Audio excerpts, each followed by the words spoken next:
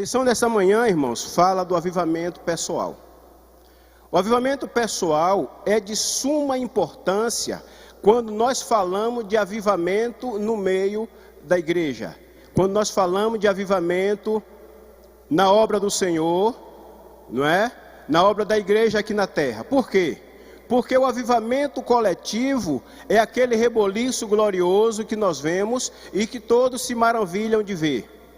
Mas esse reboliço coletivo, esse mover do Espírito Santo, ele é formado de cada ser vivente. É o coletivo, a soma de almas avivadas que vai se transformar naquele movimento glorioso que nós estamos vivenciando, que nós estamos esperando e já estamos vendo acontecer em uma e outra parte do mundo. Aí os irmãos daí já me perguntam, e quando é que a gente vai chegar aqui?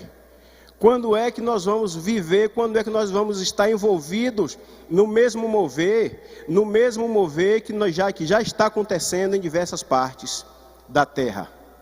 Quando a gente colocar em prática esse texto que nós lemos nesta manhã.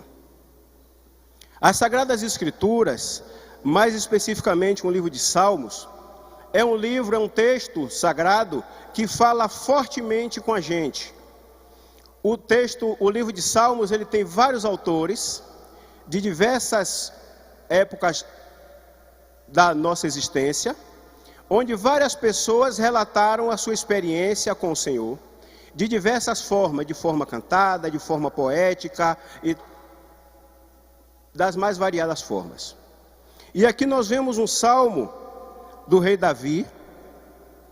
Acredita-se que isso aqui foi um relato de uma época onde ele estava fugindo do seu filho Absalão. E no momento de angústia, onde ele tentava se esconder no deserto, ele entra na dimensão do Senhor, como sempre costumava fazer. Não é à toa que a Bíblia diz que Davi é um homem segundo o coração de Deus.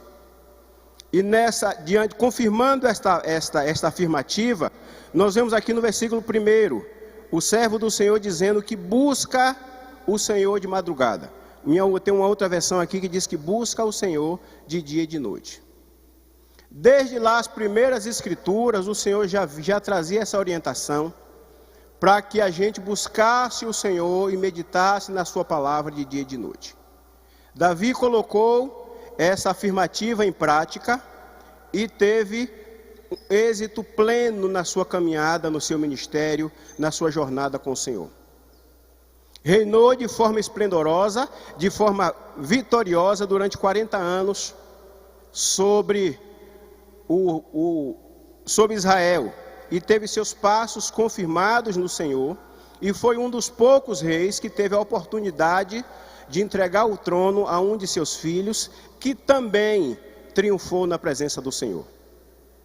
E ele diz que busca o Senhor de dia e de noite, e a minha alma tem sede de ti. Aqui está o mote para a nossa aula de hoje, aqui está o mote para nós vivermos o avivamento que estamos pregando e esperando do Senhor.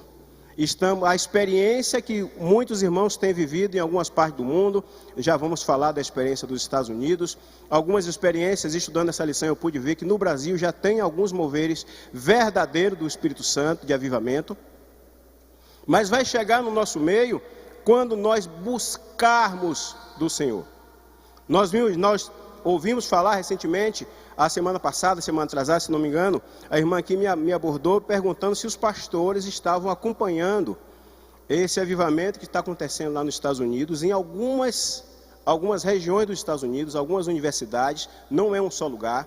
E eu gostaria de chamar a atenção para você ver que esse mover do Senhor, ele não se apresentou e não está se apresentando, porque está acontecendo agora, louvado seja Deus, na Universidade de Asbury, na Universidade de Lee e na Universidade de Stanford, nos Estados Unidos.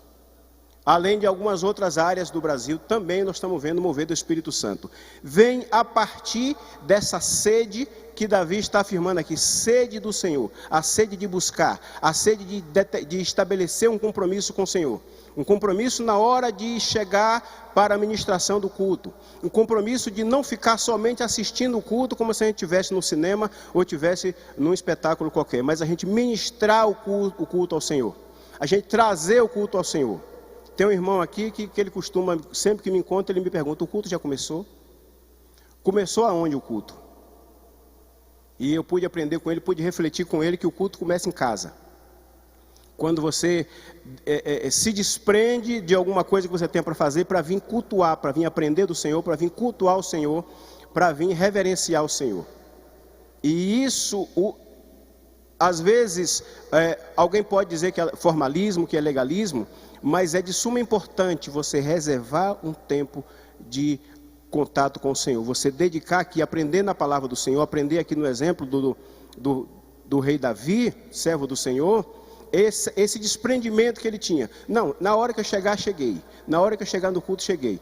A escola dominical começa 9h30, que já está começando no horário adiantado. Não, lá, deixa eu ver, termina 11 horas. Se eu chegar 10 horas, se eu chegar 10h30, tá bom. Interesse com as coisas do Senhor. A palavra do Senhor nos adverte que aquele que faz as coisas do Senhor relaxadamente não consegue agradar do Senhor, não consegue receber do Senhor a vivificação, o retorno esperado. Então esse desprendimento, essa sede de busca vai chegar para nós no momento que nós colocarmos em prática o que o rei Davi afirma aqui na sua palavra: sede de ti, a minha carne te deseja muito em uma terra seca e cansada. Davi estava num deserto.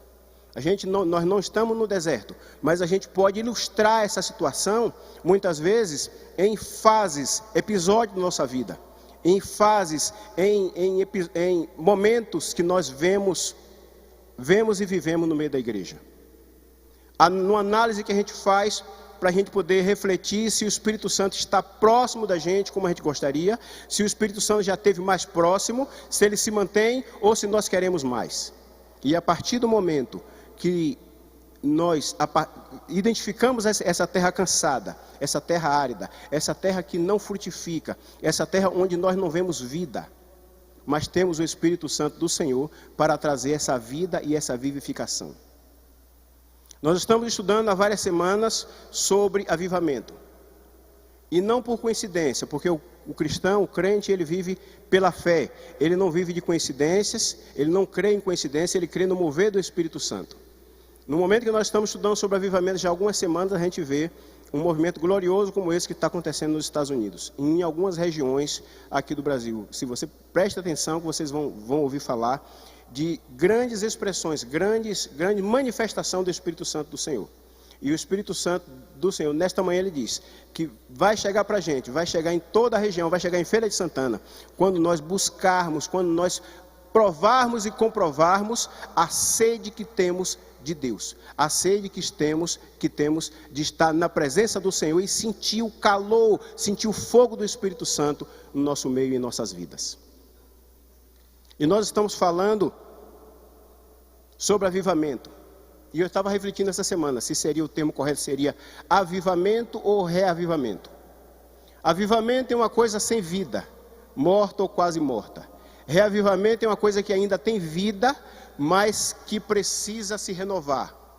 Então talvez o termo mais aplicado para a gente fosse o reavivamento. Porque a gente, como já falamos aqui, a gente sente o mover do Espírito Santo, a gente sente o mover de Deus na igreja, na expansão da igreja, e muitas vezes, se a gente não tem esse avivamento na nossa vida pessoal, a gente não tem esse avivamento em nenhuma outra denominação local, você vai poder ver que o Espírito Santo continua se movendo, continua se apresentando onde ele é querido, onde ele é buscado, onde as pessoas sentem sede da sua presença. Nesta manhã eu quero contar com a cooperação de 2 ou 3 irmãos, eu vou pedir no momento oportuno, e os irmãos vão poder testemunhar de como ele vivencia essa manifestação do avivamento na sua vida pessoal, ou na sua família. Como ele foi avivado, como ele foi encorajado, como ele foi revitalizado. Nós costumamos dizer que definir avivamento não como somente a alegria do espírito que se tem, não só no sorrir, não só no dançar, não só nas expressões, que é muitas vezes mais o reflexo, o resultado do avivamento. Mas o avivamento a gente define como a nutrição da alma, como despertamento da alma, como revigoramento da alma, como interesse em viver, em buscar as coisas do Senhor, como um interesse em estar orando, aquela força que nós precisamos para continuar orando, para perseverar. Muitas vezes nós oramos, eu já passei por isso várias vezes, e a gente coloca o joelho no chão e ora, e parece que a gente está falando sozinho. E o pentecostal, ele tem, eu poderia chamar de mania, dele orar, e aconteceu o que aconteceu comigo aqui hoje. Na mesma hora de você fazer uma oração, você já sentiu algo diferente.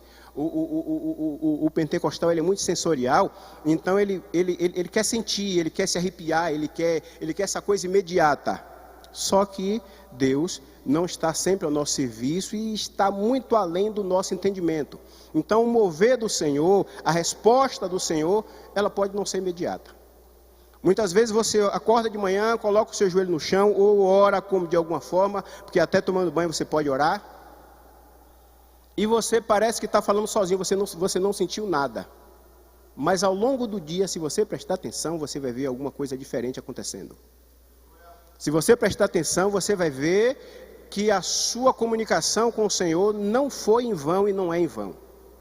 E muitas vezes, se nós não estamos tendo esse resultado como nós poderíamos estar, é porque nós temos relaxado nessa doutrina, nós temos relaxado nesse ensinamento, nesse aprendizado, que nós sabemos, mas como se trata de um mundo espiritual, de uma vida, de uma esfera espiritual, a gente não consegue, muitas vezes a gente não consegue colocar em prática, a gente não consegue manter, a gente começa, mas não sustenta essa rotina de comunicação com o Senhor, de leitura da palavra e de oração. Muitas vezes a gente começa a orar e é sufocado por outras preocupações e outros afazeres. Muitas vezes a gente começa a orar e não vê a resposta no tempo certo, a gente não vê a resposta no tempo que a gente acha razoável. E você acha que está falando sozinho, você acha que está conversando sozinho, que está perdendo tempo. Mas a resposta do Senhor é no tempo do Senhor. Aqui nós já ouvimos pregação a respeito disso aqui, que nós usamos relógio. Eu não uso mais porque caiu de moda, mas eu tenho um celular aqui na minha frente com relógio. Estou vendo ali uma irmã com relógio no braço, estou vendo outros irmãos aqui com relógio no braço. Mas Deus não usa relógio, nem precisa de relógio. Deus é o Senhor do tempo. Louvado seja Deus. Deus está além da demarcação de tempo, de estações. Então a gente fica olhando nosso tempo. Eu já estou orando há 1 ano, estou orando há 6 meses, estou orando há não sei quanto tempo, e não vi resultado ainda. Mas a gente precisa orar até que alguma coisa aconteça. Então daqui a pouco nós vamos ouvir a interação e testemunho de alguns irmãos para a edificação de outros, e para que também os irmãos me ajudem nessa mediação, porque a nossa proposta é de promover aqui um debate. Eu sei que aqui tem grandes expressões, grandes pessoas bastante experimentadas, não é? Nessa didática de levar a palavra do Senhor adiante. Estou vendo aqui alguns que pode mostrar o que Deus tem feito na sua vida e como pode fazer na vida dos demais que ainda não têm essa vivência, não é? Então a gente viu aqui que Davi era um homem que agradava ao Senhor, vivia, dependia do Senhor, buscava o Senhor de dia e de noite. Nós temos visto vários exemplos onde Davi não fazia nada sem consultar o Senhor, diferente de Saul. Nós vimos que Saul, ungido do Senhor, separado do Senhor para reinar como o primeiro rei de Israel, mas num determinado momento, Saul, entendendo que o poder estava na sua mão, ele sai da sua esfera de rei e entra agora na seara do sacerdote. Ele entra na seara, ele entra na atribuição que não era sua e vai oferecer sacrifício ao Senhor. e vai passar por cima da autoridade espiritual da terra naqueles dias, que era o profeta Samuel, e Deus o reprova. E ele começa a se sentir o bambambam, e começa a achar que não depende mais do Senhor. E o resto da história de Saul, os irmãos conhecem, todos nós conhecemos. Davi era diferente, Davi procedeu diferente. Davi teve fraquezas, e a Bíblia não guardou a fraqueza de Davi. A Bíblia traz um relato bem detalhado da fraqueza de Davi, dos tropeços de Davi, que não foi um só, para nós aprendermos que nós não estamos acima da falha, nós não estamos acima do bem e do mal, nós somos falhos, nós somos pecadores penitentes, pecadores que reconhecem as suas falhas, nós somos pecadores que reconhecem as suas faltas, nós somos pecadores que reconhecem a dependência de Deus. Por isso estamos aqui no hospital do Senhor, buscando ser sarados, louvado seja Deus. Não é? Nós estamos aqui buscando ser sarados pelo Senhor, renovados pelo Senhor, revigorados do Senhor, ajudados pelo Senhor, porque reconhecemos que precisamos do Senhor. Então, nós continuamos vendo que o avivamento é preparar o caminho do Senhor. Então, nesta manhã, a gente vai estudar como é que nós estamos preparando o caminho do Senhor. O que é preparar o caminho do Senhor? Quando eu falo preparar o caminho do Senhor, vocês lembram de quê? Ou de quem? Louvado seja Deus, João Batista. João Batista veio para preparar o caminho do Senhor. E o que é que a gente pode mais aprender com preparar o caminho do Senhor? Anunciar o Evangelho, anunciar as boas novas do Senhor, encorajar outras pessoas, discipular outras pessoas e sustentar essas pessoas no caminho. Então aqui a gente já aprende mais um detalhe que nós precisamos observar nessa nossa caminhada de avivamento, nessa caminhada de comunhão com Deus, que é a questão de estar acercado, estar sempre próximo de pessoas que te aproximam do Senhor. E na mesma proporção, se afastar de pessoas que te tiram da presença do Senhor, que te afastam da presença do Senhor. Existem pessoas assim, sim ou não? Tem pessoas que falam de Jesus o tempo todo, tem pessoas que estão cantando sempre um hino, tem pessoas que estão te dando um versículo, tem pessoas que estão te provocando, tem pessoas que estão te perguntando alguma coisa da Bíblia, tem pessoas que estão te levando a refletir na palavra. E o contrário também acontece. Você vai estar cercado de pessoas que estão contando piadas, pessoas que estão buscando fazer fofoca, pessoas que estão dando golpe nos outros, e essas pessoas a gente precisa, quando se aproxima, é para levar uma orientação da parte de Deus. Mas tenha cuidado, não podemos andar com essas pessoas. Vai te afastar da presença do Senhor. Daqui a pouco você também está dando golpe, daqui a pouco você está contando piada e outras coisas mais. Porque tem um ditado popular que diz que quem anda com porco vai comer um pouquinho de farelo, não vai? E não tem para onde correr. Então, se acercar de pessoas que te aproximam de Deus é importante nessa jornada. Você vai se sentir encorajado. Já disse aqui que a vida da gente é como uma maré. Tem dia que você está lá em cima. Tem dia que se o capiroto passar na sua frente, você pega ele pelo chifre, que ele não tem chifre, mas você pega pelo chifre, sacode e joga adiante. Mas tem dia que se bater o pé no chão, você faz igual a Pedro, diz, não conheço. Eu não sei quem. Você é crente? Eu, crente? Quem disse que eu sou crente? Não, vem aqui fazer uma oração por mim. Rapaz, agora não posso não. Que eu tenho um negócio para fazer ali, não posso ir agora não.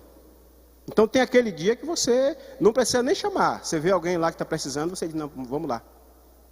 Vamos lá fazer uma oração por ele. Vamos lá fazer uma oração por ela. E tem dia que você diz, Jesus me esconda. Que fulano não venha me chamar para nada porque eu estou fraco, igual a sacué. Estou fraco. Então, nesse momento que a gente está cantando igual a sacué, a gente precisa de alguém, de uma pessoa, de um servo, uma serva, que nos dá a mão e nos sustenta, nos ajuda, nos puxa para cima. Por isso que não é bom que viva um só, que estejamos só. Temos que estar cercados. E essa é para isso que nós congregamos. Ainda que numa igreja grande, muitas vezes você senta do lado e não sabe o nome da irmã, não sabe o nome do irmão que está do seu lado. Aqui é uma oportunidade de se estabelecer relações e amizades, fazendo a devida peneira e se ajuntando, se acercando de pessoas que vai te ajudar e que vai te acompanhar na jornada da vida cristã, na jornada da vida de avivamento que nós precisamos. Então nós vimos que Davi tinha sede de Deus. Vimos, quando a irmã me perguntou aqui sobre esse avivamento que está acontecendo nos Estados Unidos, eu me lembrei de um outro aspecto que às vezes eu fico observando alguns cultos nos Estados Unidos, e me lembrei de uma outra situação. Só depois foi que eu fui me atentar a esse avivamento maravilhoso. Quem não viu ainda, preste atenção, pesquise em casa. Basta você pesquisar assim, avivamento nos Estados Unidos. Um grupo de universitários que chegaram para orar, depois de um culto, chegaram para orar, para iniciar uma oração, e desde então não saíram mais de lá.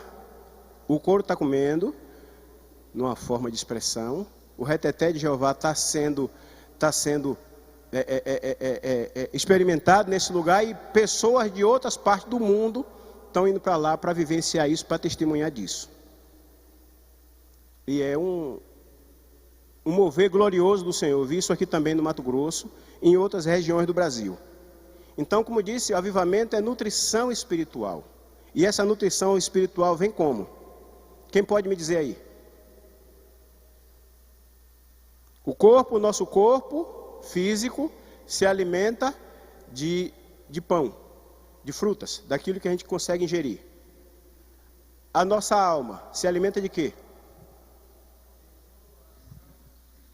Eu ouvi alguém dizer jejum, oração e leitura da palavra. A palavra do Senhor vai trazer essa nutrição.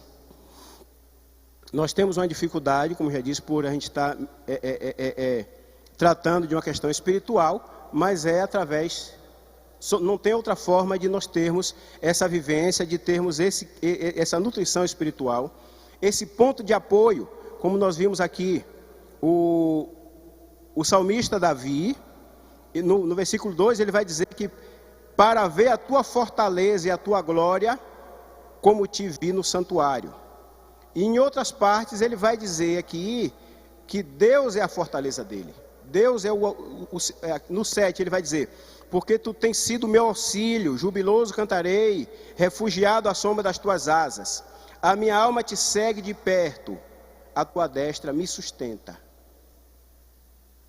A presença do Senhor, quando nós colocamos o nosso joelho, quando nós oramos ao Senhor, nós fazemos uma linha invisível, uma ligação invisível, que na mesma proporção que nós glorificamos ao Senhor, nós recebemos do Senhor esse renovo, esse refrigério, esse fortalecimento, essa proteção que nós precisamos. E de outra forma, não existe possibilidade de nós sermos renovados, nós sermos vivificados no Senhor.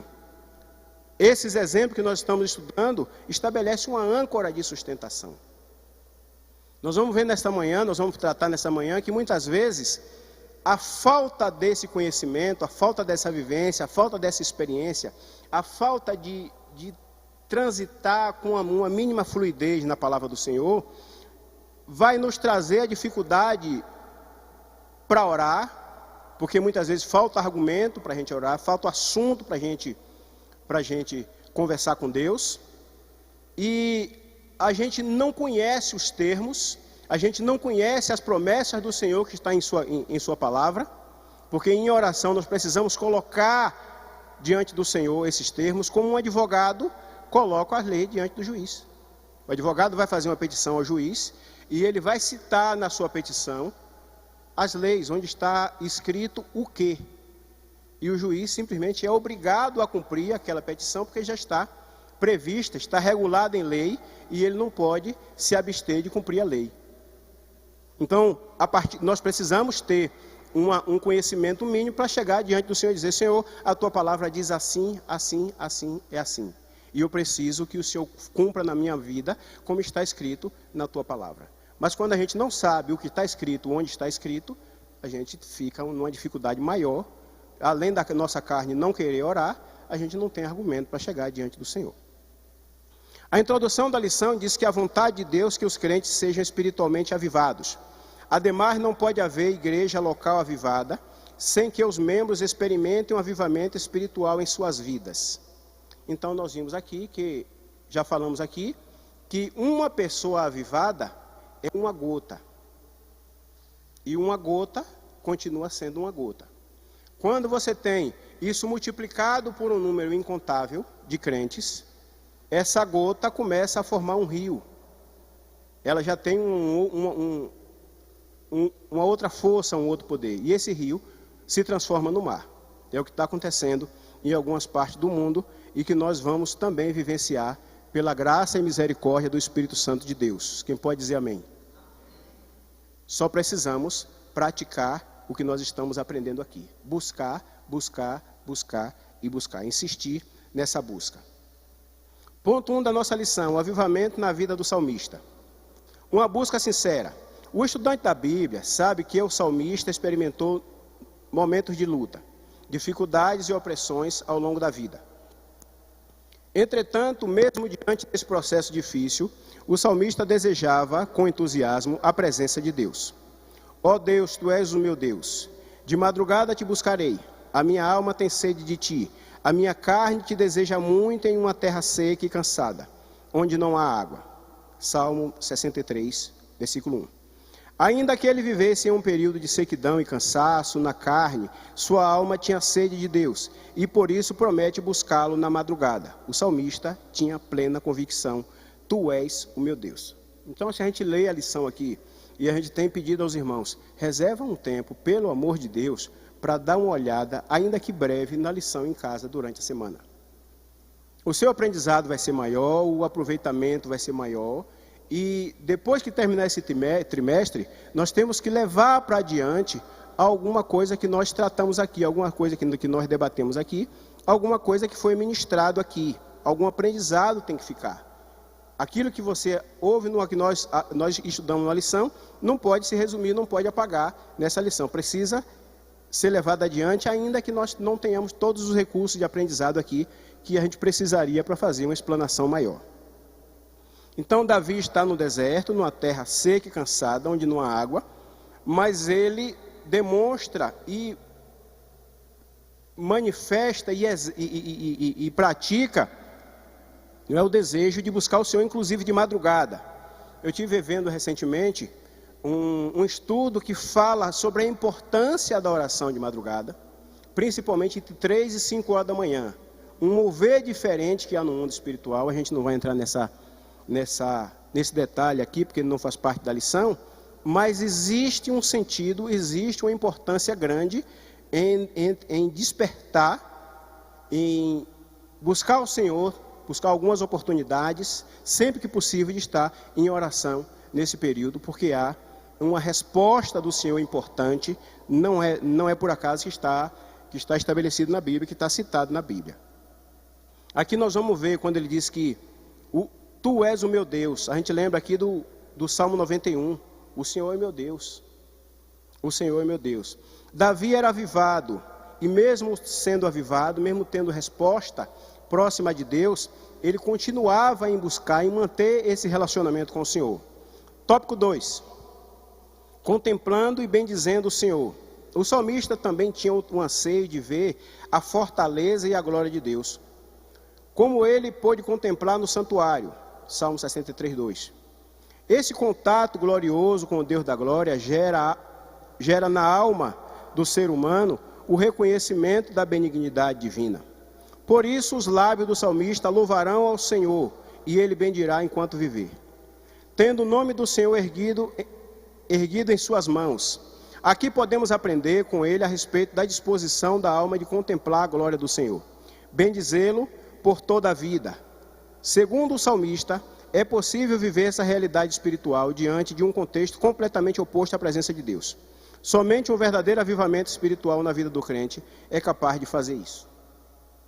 Mesmo nos momentos que nós não temos vontade, mesmo nos momentos que nós não temos, que estamos precisando, na verdade, de um abraço, como há pouco aqui um irmão me disse que orou ontem ao Senhor dizendo que estava precisando de um abraço. E quando ele chegou aqui, ele recebeu não só um abraço, recebeu vários abraços e até beijo ele ganhou. Até beijo ele ganhou aqui hoje.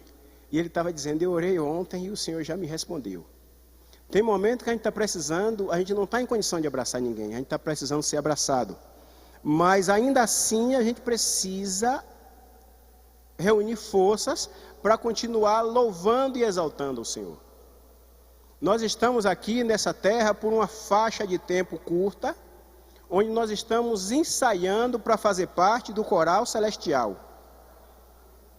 Amém ou não amém, como diz o evangelista Jonathan? Estamos ensaiando. E eu vejo que tem gente que está faltando a essa aula de ensaio. Entra calado e sai mudo. Não está se dispondo, não consegue a disposição de louvar, de exaltar o Senhor, de adorar o Senhor. Estamos aqui treinando para depois sermos admitidos no coral celestial. Então, pratiquem, não tenham preguiça de praticar aqui, de treinar, até nós temos encontro com Cristo, e aí sim seremos convocados a estar louvando ao Senhor perpetuamente. E é bom que a gente cante afinado para não desentoar. É bom que aprenda e cante afinado para não desentoar. Não é? Então nós precisamos ter Deus como nossa segurança e fortaleza, lembrando sempre de recorrer ao Senhor, buscar do Senhor as respostas. Tem pessoas que nas suas lutas, nas suas dificuldades, sai buscando ajuda em qualquer lugar, mas esquece de orar. Sai buscando ajuda em qualquer pessoa, coloca as suas dificuldades, coloca as suas fraquezas, muitas vezes, em pessoas que não vão ajudar. Algumas pessoas colocam até na internet. Agora, recentemente, o pastor pregou aqui a respeito disso. Se reservem, separe a vida pública da vida privada, mantenha a sua vida privada em segurança, tenha certas reservas, não é?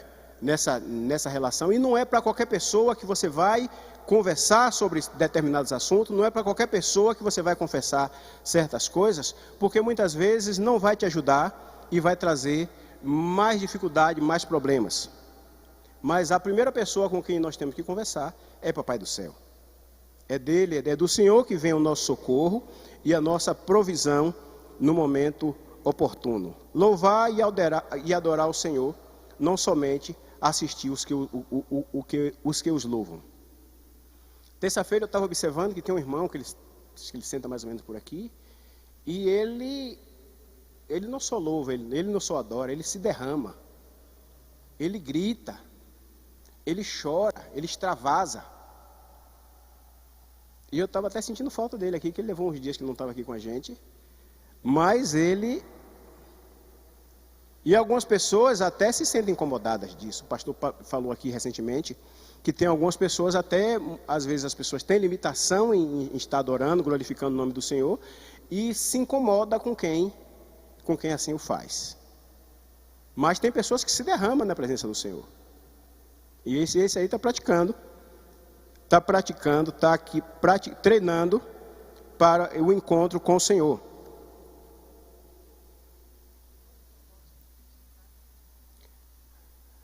Deus é o nosso auxílio. Tópico 3. O salmista também afirma que sua alma se fartará na presença de Deus. A sua boca louvará o Senhor da vida. Ele é o resultado da busca e contemplação do Senhor. O salmista sabe que lembrar de Deus e meditar na sua palavra é garantia de auxílio, júbilo e segurança. Nada é tão consolador para a vida avivada do que o crente ter Deus como auxílio, refúgio e fortaleza. Um verdadeiro avivamento pessoal promove bênção, segurança divina na vida do crente. Aqui nós lemos, eu queria já pedir os irmãos que abram suas Bíblias no Salmo 119 novamente, que a gente vai fazer uma reflexão em algumas passagens dele. E aqui a gente vai ver no Salmo 119, 11, a palavra do Senhor diz: guardei a tua palavra para não pecar contra ti. Aquilo que nós já falamos aqui, de conhecer a palavra do Senhor para ter uma orientação e saber por qual caminho. Daqui a pouco a gente vai ver falar nesse mesmo salmo sobre lâmpada para os nossos pés, é a palavra do Senhor. Um direcionador, uma bússola. A palavra do Senhor alimenta, conforta e inspira a oração. A partir do momento, como já dissemos aqui, que você tem essa vivência e esse conhecimento da palavra, você já faz uso dela quando está conversando com o Senhor. Eu contei aqui um testemunho e vou repetir brevemente, que quando eu cheguei na igreja, alguns dias atrás, talvez muitos dias, eu tinha 2 irmãos que eu ouvia falar sempre em oração. O irmão falava sempre em oração, porque os crentes não querem orar mais, que os crentes não oram mais 1 hora de joelho, e daí falava, sempre que tinha oportunidade falavam disso. Eu lendo minha Bíblia, eu vi Jesus dizendo que não sejamos repetitivos, e que não é por muito falar que Deus vai escutar, porque Deus já sabe o que a gente precisa antes mesmo da gente abrir a boca.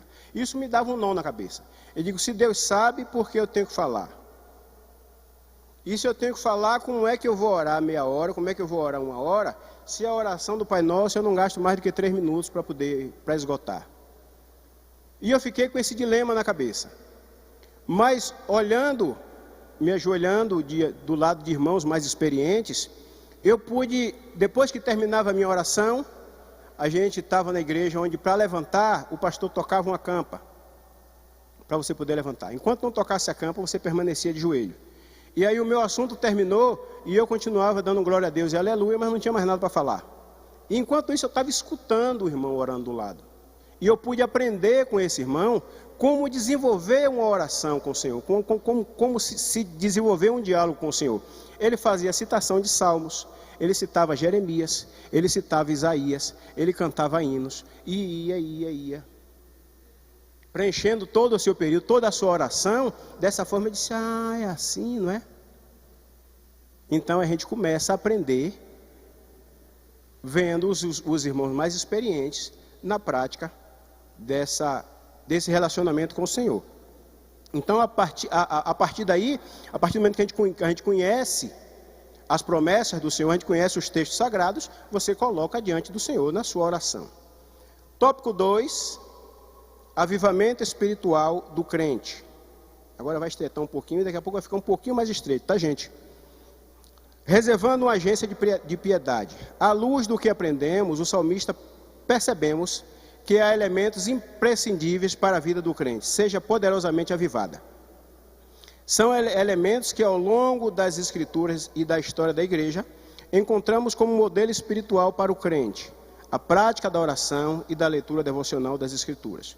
Primeiramente, é importante que o crente reserve um tempo ao longo do dia para desfrutar de períodos especiais em que cultive a vida devocional e, consequentemente, estreite a comunhão com Deus. Quem leu essa lição em casa, ouviu falar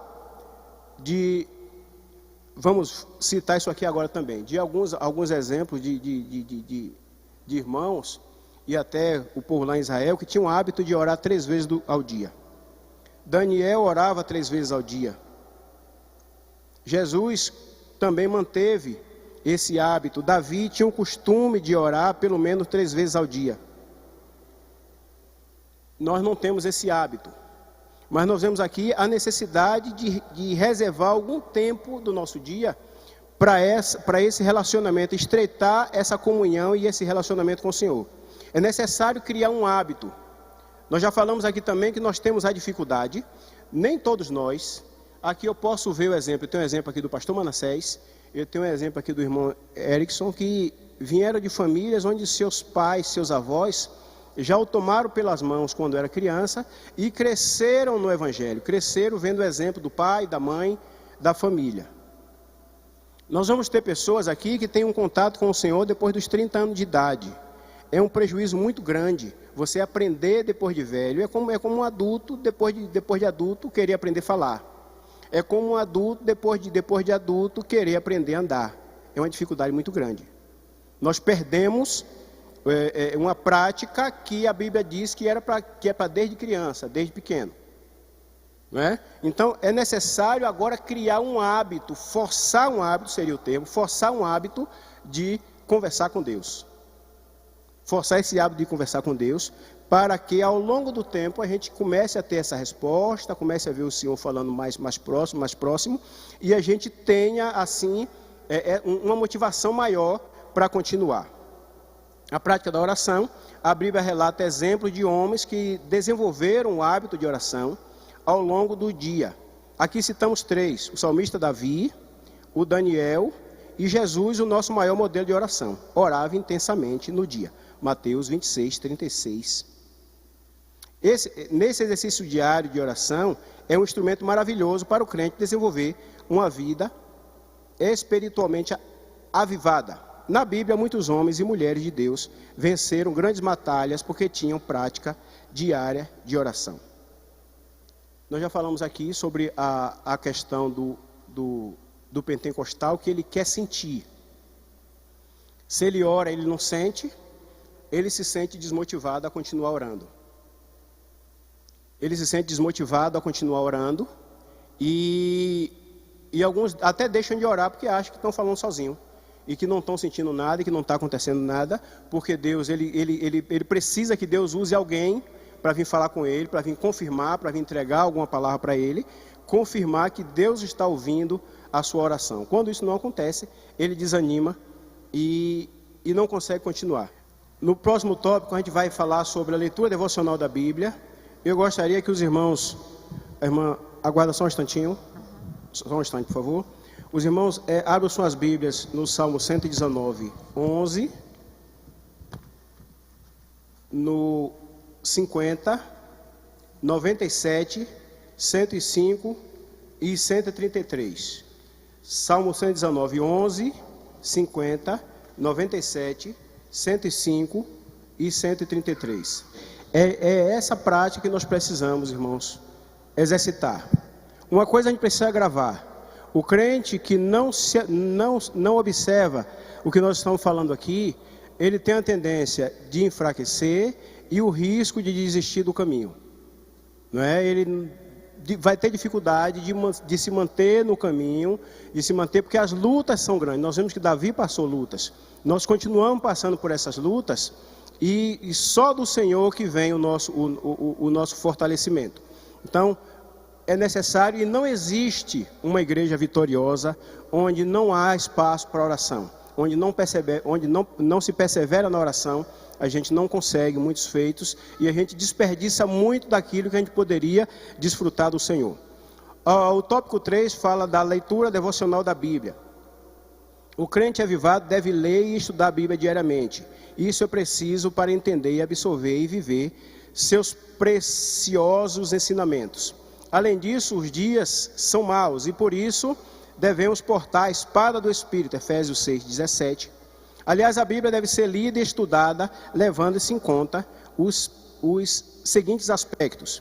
Ela nos permite meditar nas coisas de Deus. Salmo 119, 97. Quem achou? Quem achou pode ler, por favor.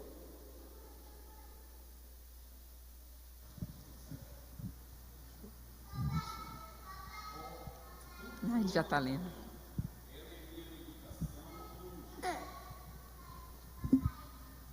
Muito bem. Ela previne o nosso coração de pecar contra Deus. 119, 11.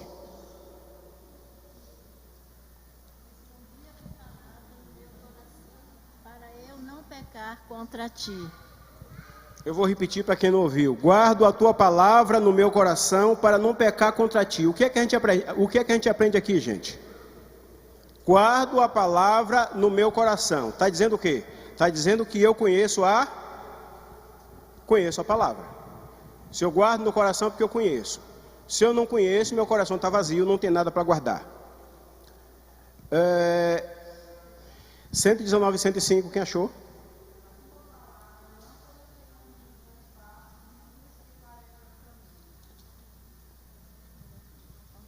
(119, 105). Lâmpada para os meus pés é a tua palavra, e luz para os meus caminhos. Ordena a vida pessoal, 119, 133.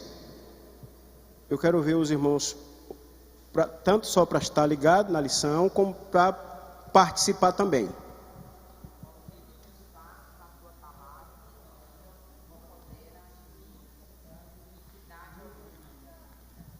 Então aqui no 133 a palavra diz: firma os meus passos na tua palavra, e não permitas que nenhuma iniquidade me domine. Então firma na lei do Senhor e a proteção para não se desviar dela. Já estamos terminando, o tempo não espera, vamos precisar dar uma acelerada no último tópico.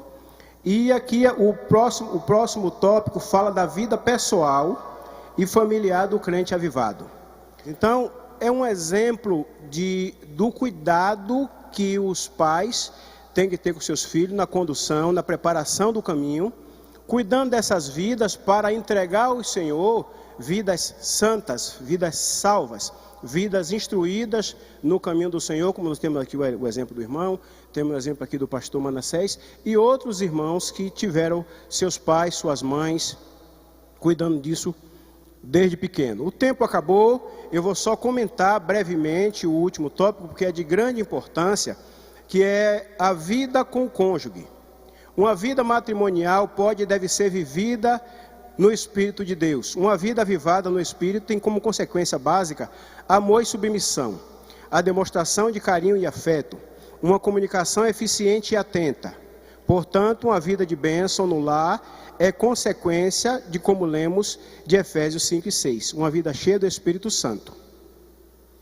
Aqui esse tópico, irmão, eu não podia deixar de comentar essa passagem, essa parte do texto, porque normalmente quando fala em submissão já cria um arrepio, já cria uma dificuldade no meio das pessoas para entender o que isso aqui está dizendo. Submissão fala de uma sintonia entre marido e mulher. A mulher é submissa ao marido, o marido submisso à mulher. Uma espécie de sociedade onde os dois compartilham os aspectos do dia a dia, os assuntos da família, e os dois gerenciam e conduzem as coisas de interesse da família. A falta disso traz um prejuízo muito grande.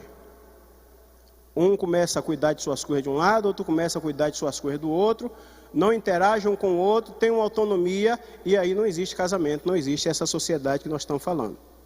Nós estamos falando de carinho e afeto, e comunicação eficiente e atenta. A comunicação é uma base importante dentro de uma família, todos nós sabemos disso. E muitas vezes nós estamos falando com alguém, esse alguém está assistindo um filme, esse alguém está olhando para um celular, esse alguém está com sentido em outra coisa, e não está nem ouvindo aquilo que está sendo comunicado pela outra parte. A Bíblia fala de comunicação, a lição aqui está nos falando de comunicação eficiente e atenta. Nós vamos ouvir falar também do momento certo para colocar o assunto certo. Tem coisa que é inadiável, é urgente. E tem coisa que pode esperar um pouquinho para ser conversado depois. Precisamos desse entendimento, porque muitas vezes nós vamos tratar de um assunto no momento inoportuno. Um exemplo, um pai chega do trabalho, cansado, estressado, e aí ele recebe uma queixa de um filho que fez alguma arte. E esse pai, naquele momento, ele vai tratar daquele problema com uma rispidez e às vezes até uma violência desnecessária, um assunto que deveria, com sabedoria, deveria ser tratado depois. Encerrando a minha fala, encerrando a nossa participação, nós estamos vendo aqui desses aspectos que a Bíblia diz, segundo Efésios 5 e 6, de como se ter uma comunicação, se ter uma relação, se ter um avivamento, porque o homem assume o papel como sacerdote da casa, ele assume o papel de aprender para ensinar. A Bíblia vai dizer que o homem tem a obrigação, tem o papel de instruir, de orientar esposa e filhos em casa. Então ele aprende para ter conteúdo para ensinar. O cuidado, o carinho, tudo como está bonitinho lá em Efésios 5 e 6. Mas eu gostaria de fazer menção também de um aspecto aqui, que vai de encontro ao que a Bíblia ensina, e está crescendo cada vez mais no nosso meio, nos nossos dias, e que traz um prejuízo muito grande em toda a sociedade, em toda a comunidade, principalmente para aqueles que amam a palavra do Senhor e que têm alguma intenção em seguir e obedecer. São aqueles que, algumas situações que nós podemos ver, onde homens que são chamados para ser o cabeça da casa, para ser o provedor da casa, para ser aquele que conduz a família, agora ele passa a se apoiar na mulher, passa muitas vezes a se esconder atrás da mulher, ele desiste da sua função de sacerdote, desiste da sua função de cabeça da casa, e a mulher que passa a ser a provedora da casa, entra com a casa, com o dinheiro, com o sustento, e o homem perde a sua posição de liderança. Vai haver aí uma inversão de valores, onde o cajado da casa que era azul, agora o cajado passou a ser rosa. E esse cajado rosa vai trazer dificuldades, vai trazer problemas na família que muitos não estão percebendo e muitos não estão ligados para isso. E alguns não querem nem saber desse assunto. Para algumas mulheres é cômodo, é interessante, ela quer passar na frente, ela quer liderar. A partir do momento que o homem se encostou, as coisas precisam acontecer. Então a mulher se levanta e vai na frente. Só que quando ela se levanta e vai na frente, o homem começa a ser anulado, se perde aí a referência masculina em casa, se perde aí a oportunidade de ver o homem atuando em casa como homem, no papel que Deus estabeleceu. Não sou eu que estou falando, tá, gente? A Bíblia, Deus estabeleceu a liderança e o sacerdócio do homem. A mulher passa na frente, ao ponto de chegar, o filho chega e pergunta: pai, eu posso brincar com o menino da vizinha? O pai diz: pergunte à sua mãe. Pergunte à sua mãe. E quando ele autoriza sem perguntar à mãe, a mãe vem de lá e diz: cadê fulano? Ah, está brincando ali com o menino da vizinha. Falou com quem? Eu não já disse que eu não quero ele brincando com esse menino? Aí o menino agora vai sofrer, você vai ser castigado porque você saiu sem me falar. O pai autorizou. Mas o menino vai ser castigado porque saiu sem falar com a autoridade máxima da família, que é a mãe, o cajado rosa. O menino pode ser castigado com isso. Aí o filho perde a oportunidade de ver a figura masculina se expressando dentro de casa, liderando. Ele perde muitas vezes a oportunidade de ver o pai com seu rosto suado, trazendo sustento, trazendo a provisão para casa. A mãe está sustentando a casa, o pai está lavando os pratos. E o referencial masculino vai se perdendo, a gente vai vendo o resultado disso, a gente vai vendo, a lição não é para esse assunto, mas a gente vai ver o desdobramento disso de uma forma muito nociva, muito negativa nos nossos dias. Um pouco mais, e essa criança que antes, para brincar, precisava falar com a mãe, já que o pai não tinha o poder de autorizar, com 12 anos essa criança já tem direito à privacidade. Ela já tem um celular com senha, onde ninguém pode mexer, e ela já tem uma certa privacidade, já tem uma certa autonomia diante desse contexto, e ela já decide se ela quer ou não vir para a igreja. O pai é crente, a mãe é crente, mas o filho, não estou afim, não vou para a igreja. A mãe: fulano, se arruma para ir para a igreja. Oh, mãe, me deixe. Hoje eu não quero não. E esse adolescente já tem autonomia de ir para a igreja no dia e na hora que, se ele quiser. Não quer não, é o direito dele, é a privacidade dele. E o que nós entendemos, de acordo com a Bíblia, é que um menino de 12 anos, um adolescente, ele não trabalha, ele não se sustenta, ele está debaixo da responsabilidade de pai e mãe, que deve conduzi-lo nos caminhos do Senhor, pelo menos até enquanto ele for de maior. Enquanto ele está comendo, está sendo sustentado por pai e mãe, o pai e a mãe têm a autoridade de dizer: se arrume que você vai na minha frente. Hoje eu estou sentindo falta aqui de uma irmã que eu queria que ela comentasse a respeito disso, porque eu acompanho a trajetória dela desde que cheguei aqui e vejo sempre ela aqui na igreja com o filho dela na frente dela. E hoje o menino é uma bênção aqui na casa do Senhor. Menino constante aqui na casa do Senhor. Mas o pai e a mãe conduziu na sua frente. Você vai. Bom que venha por agrado. Porque tem igreja que tem atividade onde ocupa o jovem, ocupa o adolescente. O jovem e o adolescente se sente motivado para estar na casa do Senhor. Tem alguns lugares que não tem essa motivação. Mas ainda sem essa motivação, um menino de 12 anos, o pai e a mãe dizem: se arrume que você vai comigo. Quando você tiver de maior, você tiver sobre si, você decide se você quer continuar no caminho. Mas enquanto estiver aqui sobre a minha tutela, você vai adiante. Algumas pessoas vão dizer: isso é uma afirmação, o irmão está fazendo uma afirmação machista. Não é machista. Essa afirmação está dentro de Efésios 5 e 6. É só ler lá a Bíblia que você vai ver qual é o cuidado, qual é a responsabilidade